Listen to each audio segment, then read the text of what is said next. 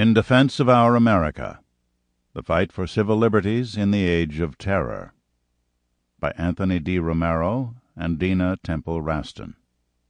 Narrated by Michael Prichard.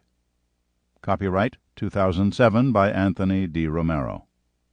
This unabridged audiobook is published by arrangement with Anthony D. Romero and Janklow and Nesbitt Associates, and was produced in the year 2007 by Tantor Media, Incorporated, which holds the copyright thereto. Introduction. This book is a work of non-fiction, but it reads like a novel. It is a compendium of stories about people on the front lines of the battle for civil liberties. A Dover, Pennsylvania, biology teacher who refused to allow religious beliefs to be forced into her classroom. New Orleans prisoners doing Katrina time because of a judicial system broken long before a hurricane made landfall. A Sioux Indian concerned about rape on a South Dakota reservation. The authors of this book chose these stories because they said something about the state of play for civil liberties at this moment in time. These pages provide snapshots of some of the most contentious issues of our time, as told in a series of vignettes that run throughout the book. We purposely did not just look at prosecutors and defendants in particular cases, but instead got down to the level of the sidewalks to find real Americans at the center of the debate on terrorism, gay rights, abortion, and religion in the classroom. The undoing of John Walker Lindh, the so-called American Taliban, for example, is told from his parents' point of view, whom we interviewed extensively. Joshua Dratel, a defense attorney who has been witness to every twist and turn of the war on terror, illuminates the fallout from the NSA warrantless wiretaps. Some of the people described in these pages are ACLU clients. Most are not. That's because this isn't a book about the ACLU. It is a book about civil liberties at a time when they appear to be under siege. As such, this book reflects the reporting and opinions of the authors, not the American Civil Liberties Union. We are very aware that this book arrives on the scene just as many Americans, on both sides of the aisle, question whether they ought to trade civil liberties just to feel more insulated from terrorism. We hope to add to that discussion. Prologue. Long before Americans had incorporated terrorism into their vocabulary, or had started watching low-flying airplanes through suspicious, narrowed lids, terror and its effect on America's civil liberties were the twin suns around which Joshua Dratel's legal practice revolved. In the early days of 2001, 8 months before the World Trade Center attacks, the 45-year-old criminal defense attorney had a front-row seat at what would become the opening act of the War on Terror. Dratel represented Wadi el-Hag, one of 4 men accused of masterminding the 1998 bombings of American embassies in Kenya and Tanzania. Their trial was the United States of America's first comprehensive attempt to prosecute the growing menace of Islamic extremism in a court of law.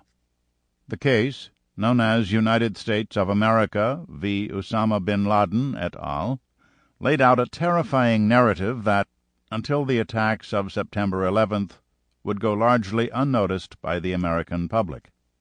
As the trial unfolded, Dratel listened with alarm as prosecutors began to sketch a portrait of a largely unknown foe determined to wage war against America.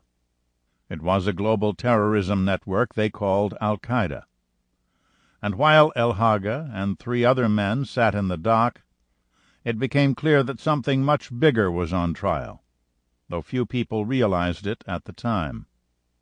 Dratel was just a block away from the World Trade Center on September 11, 2001, when the prosecutor's nightmare scenario, a terrorist attack on the continental United States, came true. He heard the loud scream of a jet engine and the explosion on impact. His apartment building literally shook. He craned his neck from the window of his Battery Park City apartment to see flames licking the upper floors of the North Tower. He watched as ribbons of steel and sheets of paper rained down on the ground below. And while the rest of the world may have hoped that this was some sort of pilot error or terrible mistake, Dratel's mind immediately arrived at another place. They bombed the World Trade Center again, he told himself, switching on the television. In the days after the embassy bombing trial, Dratel's legal practice had changed. He became a kind of go-to guy for terror defendants. He locked horns with the government in one of its signature domestic terrorism cases against the North Texas-based Holy Land Foundation for Relief and Development. The Bush administration accused the group of illegally raising and laundering tens of millions of dollars to Hamas, a U.S.-designated terrorist organization. He was the defense attorney for David Hicks, the so-called Australian Taliban, in United States v. David Hicks. Hicks had been detained as an enemy combatant at Guantanamo Bay since 2001, accused of fighting for the Taliban and al-Qaeda in Afghanistan. Dratel had been prepared to defend Hicks before a U.S. military commission when his effort was cut short. The Supreme Court ruled in 2006 that the Commission's tribunal process was unconstitutional. He had been one of the lead attorneys, alongside the ACLU, in suing the government over the USA Patriot Act provisions that broadened investigators' powers, allowing them to set up secret wiretaps after securing permission from a special court. All these cases had made Dratel a resident expert on terror in the 21st century, and consequently Dratel became, in a very real sense, the Leonard Zelig of such litigation. Just like the Woody Allen character who found himself standing next to Babe Ruth or Winston Churchill at some turning point in history, Dratel appeared at almost every key moment of America's war on terror, blinking against the Klieg lights. So it was rather ironic that when the New York Times broke one of the biggest stories about civil liberties in post-9/11 America, that President Bush had sidestepped the law and hadn't bothered to secure warrants for a roster of domestic wiretaps, Dratel was one of the last to know. The December 16, 2005 front-page story remained tucked and unread in his briefcase until late that evening. Dratel had returned to his downtown Manhattan apartment, opened a bag full of take-out Chinese, and started reading through the day's headlines. He stopped in mid-chew when he read the 24-point type on the lead story. Bush lets U.S. spy on callers without courts. In the months after 9/11, Times journalists James Risen and Eric Lichtblau reported President Bush had signed an executive order allowing the National Security Agency to eavesdrop on international telephone calls and to monitor the international email messages of people inside the United States. The program was said to track so-called dirty numbers, phone lines that might have had links, however tangential, to al-Qaeda. But there was no telling who else was inadvertently picked up in that sweep. It wasn't the suggestion of secret wiretaps that rattled Dratel. That had been done in the past after securing permission from a special court, the Foreign Intelligence Surveillance Court, created for just that purpose. It was that this time the process of getting warrants, that singular check on the power to determine whose phone calls and emails would remain private and whose would be monitored by government agents, had been circumvented altogether. In a very real sense, the administration decided that the gravity of terrorism put the president above the law. Secret government spying isn't new. In fact, it goes back to the early years of the 20th century. This kind of eavesdropping first became a major public issue during the Vietnam War when American intelligence agencies launched similar spying operations against protesters and civil rights activists. When that effort was exposed in the 1970s, Congress passed the Foreign Intelligence Surveillance Act, or FISA, to safeguard against future abuses. FISA was supposed to impose strict limits on intelligence gathering on American soil. Morton Halperin, then a staffer at the ACLU Washington Legislative Office, helped broker the deal that led to FISA. A former National Security Council staffer during the Nixon administration, Halperin had developed a keen personal interest in the issue of wiretapping. The FBI had tapped his own telephone after Secretary of State Henry Kissinger included his name on a list of government officials and journalists under suspicion when details of the bombing of Cambodia were leaked to the press in 1969. Halperin spent years waging a court battle against the Nixon administration over the wiretaps. A court ultimately found President Nixon to be personally liable. The FISA deal was not without critics. Some of Halperin's ACLU colleagues saw it as a deal with the devil. Quick access to foreign wiretaps was traded for a modicum of judicial review and the promise that the wiretaps would not be used in criminal cases. Supporters of the compromise argued that the law required search warrants, approved by a secret FISA court, for wiretaps in national security cases. That would make it more difficult for the federal government to spy on critics and dissenters. Then, in December 2005, it appeared that the law no longer applied. In one fell swoop, President Bush had unilaterally bypassed Congress and the Foreign Intelligence Surveillance Court. He disregarded FISA and the Constitution in authorizing a new brand of NSA spying. The New York Times' revelations came at a time when Americans were trying to decide how much of their civil liberties they were willing to swap to avoid another terrorist attack like 9/11. Still reeling from the deadliest blow on U.S. soil, many Americans put their trust in the president, assuming that government knew better than anyone how to foil another attack. To many, civil liberties became a luxury. Certainly they could be suspended in times of peril. September 11th prompted a number of hasty changes to federal law, many of which were loaded in a shopping cart of provisions called the Uniting and Strengthening America by Providing Appropriate Tools Required to Intercept and Obstruct Terrorism Act of 2001, the USA Patriot Act.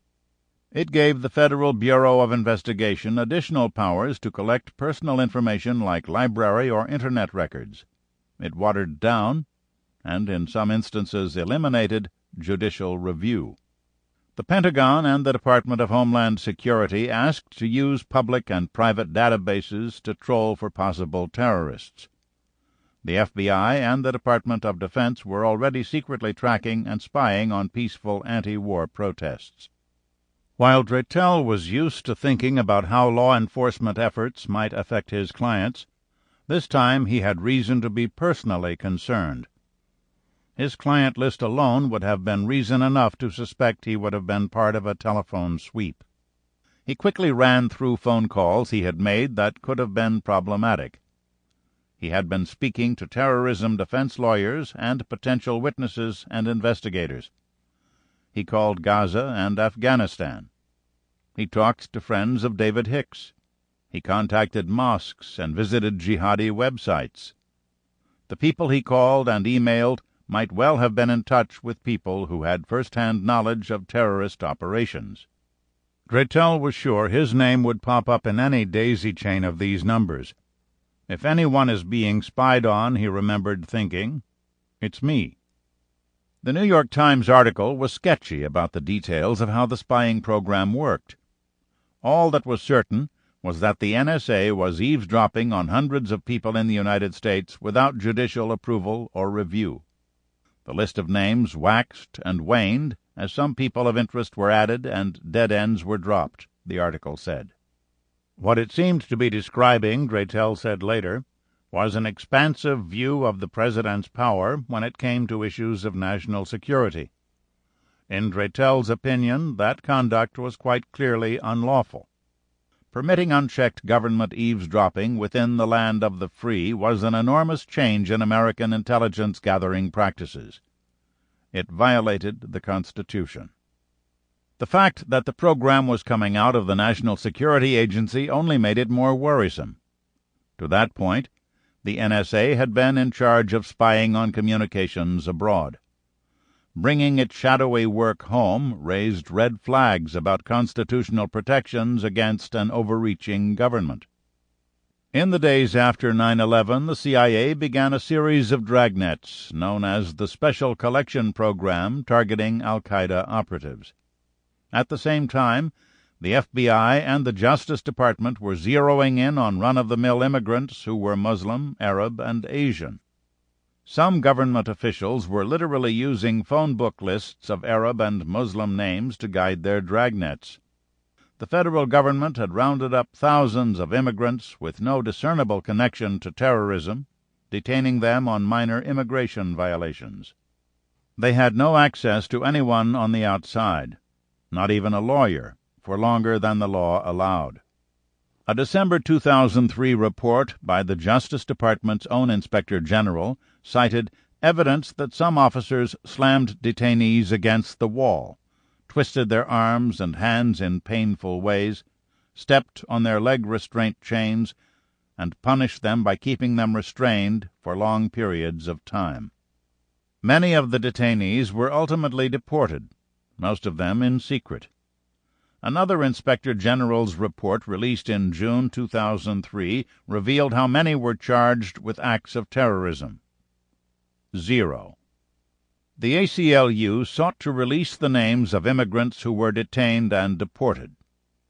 In response, the Bush administration closed all deportation hearings. Members of the press, family members, even members of Congress couldn't sit in. The Supreme Court declined to weigh in. It let conflicting opinions in the appellate courts stand. At the time, public opinion was on the administration's side. Immigrants, particularly Muslim and Arab immigrants, were all suspect after 9/11. Law enforcement abuses began to take root. Not since the Palmer raids in 1919 and 1920, out of which the ACLU was born, and the internment of over 120,000 Japanese Americans in concentration camps during World War II, had America seen such mass detention and deportations of the alleged enemy within. Government intelligence officials rifled through immigrants' computers, cell phones, and address books in a bid for new leads to track al-Qaeda operatives around the world. Monitoring just one phone number allowed intelligence officials to build a database of potential terrorists and build a web of gossamer connections. But in FBI field offices, NSA data was viewed as a distraction in the hunt for terrorist plots. Information gleaned from the NSA program often led to innocent people or dead ends. FBI agents joked that additional tips meant more calls to Pizza Hut. Anyone calling a suspected dirty number became a potential target. Certainly anyone calling a friend they had no idea was a suspected al-Qaeda operative would likely be targeted too. As Dratel read through the New York Times article, his most immediate concern was about attorney-client privilege. Though the article didn't say specifically that attorneys or physicians were in the sweep, Dratel worried that they might be. The Department of Justice would later say that calls involving doctors or lawyers would not be categorically excluded from interception, as long as there was a suspected link to al-Qaeda and one party was outside of the United States. More broadly, whether or not Dratel was a target, what the article made clear was that the NSA program flew in the face of the First, Fourth, and Fifth Amendments: free speech, protection from unreasonable search and seizure, and due process. There was also the chilling effect the program could have on many Americans if they even suspected they might be on the receiving end of a wiretap. It would change the way they operate, even subconsciously. It took 2 days for President Bush to confirm that the Domestic Intelligence Collection Program even existed. He defended it, saying it had been instrumental in foiling terrorism in America. Under Article 2 of the Constitution, as Commander-in-Chief, the President had the authority to use the program, the White House told reporters. In the wake of 9/11, Congress authorized the President to use all necessary and appropriate force against those nations, organizations, or persons he determines, planned, authorized, committed, or aided the terrorist attacks that occurred on September 11, 2001, or harbored such organizations or persons in order to prevent any future acts of international terrorism against the United States by such nations, organizations, or persons. Warrantless eavesdropping, the White House argued, fell under that category. On the Sunday talk shows, Secretary of State Condoleezza Rice claimed that the program was merely closing a seam. Our intelligence agencies looked out. Our law enforcement agencies looked in, and people terrorists could, exploit the seam between them. President Bush skirted the court-approved warrant process because investigators needed to be more nimble in their hunt for terrorists, Rice said. The President is determined that he will have the ability to make certain that the seam is not there, that the communications between people, a limited number of people with al-Qaeda links here and conversations with terrorist activities outside, will be understood so that we can detect and thereby prevent terrorist attacks. But while Rice was going to great lengths to defend the NSA program and portray the warrant process as a hurdle between those whose job it is to keep us safe and secure the information necessary for them to do so, she failed to point out that FISA already gave intelligence officials the power to intercept phone calls and emails for up to 72 hours before getting a warrant. The warrantless wiretaps should have been a wake-up call for Americans who believed they had nothing to fear from the war on terror as long as they were doing nothing wrong. That blind trust in government, Dratel said, was naive. A look at American history showed that programs launched in times of emergency always became part of the larger system, and they always left open the door for abuse of power. What worried me is that for every one thing you might discover they might be doing, there are 9 you don't know about, Dratel said later. I was sure this was the tip of the iceberg. Things that go unmonitored, like eavesdropping without a warrant, is a prescription for abuse. And whether I was part of their listening program or not, I knew I had to do something. Chapter 1. Finding John. The timeline of John Walker Lindh's journey from Northern California teenager to the American Taliban is marked with dates in boldface. November 1992. John Walker Lindh sees the movie Malcolm X and begins to mull the possibility of converting to Islam. Spring 1997. John passes the California proficiency exam, allowing him to test out of the public high school system. Fall 1997. John starts taking history and politics classes at a local community college. Winter 1997. John's conversion is complete. He declares himself a Muslim. Summer 1998. John goes to Yemen to learn Arabic so that he can commit the Koran to memory as Muslim teacher-scholars, his aspiration, must do. May 2001. John emails his parents and tells them he is going to travel to the mountains to escape Pakistan's searing summer heat. September 6, 2001.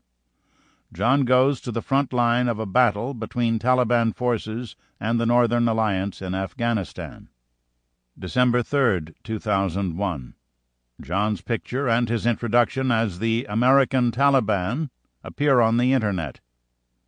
January 15, 2002. Attorney General John Ashcroft declares John a terrorist. October 4, 2002. John is formally sentenced to 20 years in prison. It was just 5 short years, but each date marked a chronology of heartbreak for Frank and Marilyn Lindh. They watched the events unfold with disbelief from the moment they realized their son was in Afghanistan until his sentencing. The whole experience was my own personal Big Bang, Marilyn later said. My life came apart and my family was under siege. Everyone keeps trying to find out what was wrong with John. Nothing was wrong with John. Everyone tried to blame us. Nothing is wrong with our family. Instead, this was the most striking example of demonizing someone who doesn't see things the same way as other people I have ever seen. Frank Lindh had just emerged from an early evening showing of Billy Bob Thornton's The Man Who Wasn't There, when he noticed a message flashing on his cell phone. Lindh was a soft-spoken man, with a handsome face and lanky frame. He had the look of a runner, and his even temper and problem-solving demeanor were almost those of an Atticus Finch. The voicemail was from his ex-wife, Marilyn. "Call me right away. It is about John," it said. Marilyn Lindh was not a woman prone to hyperbole. Tall and thin, with long flowing hair and bangs, she exuded a sense of quiet and balance. For that reason the tightness in her voice rattled Frank. He hurried to his car and drove up the road to Marilyn's house. Frank and Marilyn Lindh had managed to construct one of those rare, friendly divorces. They made decisions about their children together without rancor. They attended school plays, sitting side by side. They shared the inevitable ferrying around of children as they went to soccer games or drama practice with good-natured compromise. The younger Lindhs were as likely to be found at their father's house on any given evening as they were at their mother's. And after the divorce, when the Lindh parents sent letters and small notes to their children, they signed them with the slightly dated honorifics of Mama and Papa. Why a modern American would join forces with the Taliban would be the question that millions of Americans would later ask, including President Bush. The question would haunt John Walker Lindh for the rest of his life. His path to the Taliban would be a circuitous one, and it would take all of 3 years to complete. John was the Lindhs' middle child, sandwiched between Connell, his older brother, and Naomi, a younger sister who idolized him. John was a smart child, though he had always been a little introverted. He was the kind of boy who would ask for Japanese language tapes for Christmas one year and Gaelic tapes the next. He had an affinity for languages and music, and his parents, to the extent they could, tried to foster those interests. John suffered from chronic diarrhea, most likely caused by a parasite, which dramatically affected his ability to go to school. The school district, because of his many health-related absences, sent tutors to home-school him. That alone made him different. It made him solitary and, by turns, shy. He had beautiful hair and large brown eyes when he was little, and when people commented on it, Marilyn could see John's writhing discomfort.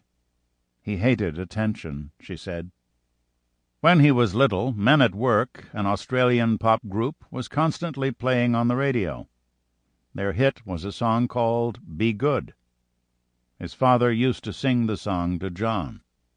The song had one voiceover that said, "So, tell me what kind of boy are you, John?" When his father used to sing it to him, John was embarrassed, but in that secretly delighted way children are when their parents dote on them. The song was the furthest thing from Frank Lindh's mind when he walked into his wife's house. Marilyn had a poster of Pakistan up on the wall in her entryway. She had always kept close tabs on John when he went overseas. She marked the 4 or 5 cities on the map where John had been with pushpins. It seemed like as good a way as any to keep track of him. For a man who would later go to fight for the misogynistic Taliban, John thrived in a family of strong women. In addition to having strong bonds with his mother and his paternal grandmother, Kate, John had developed a particularly close relationship with his sister, Naomi, 8 years his junior. He was the protective older brother outside on the streets, and a nurturing buddy at home.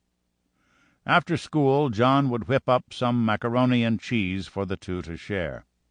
Frank and Marilyn were used to coming home to find their 2 youngest kids talking furiously with their mouths full of cheesy pasta. When Marilyn left Frank the voicemail, the Lindhs hadn't heard from their son in 7 months. He emailed them in the spring, saying that he would be leaving Bannu, Pakistan, where he was studying the Koran, to take refuge in the mountains. From his parents' distance, the move made sense. John's stomach was acting up again. Sample complete. Ready to continue?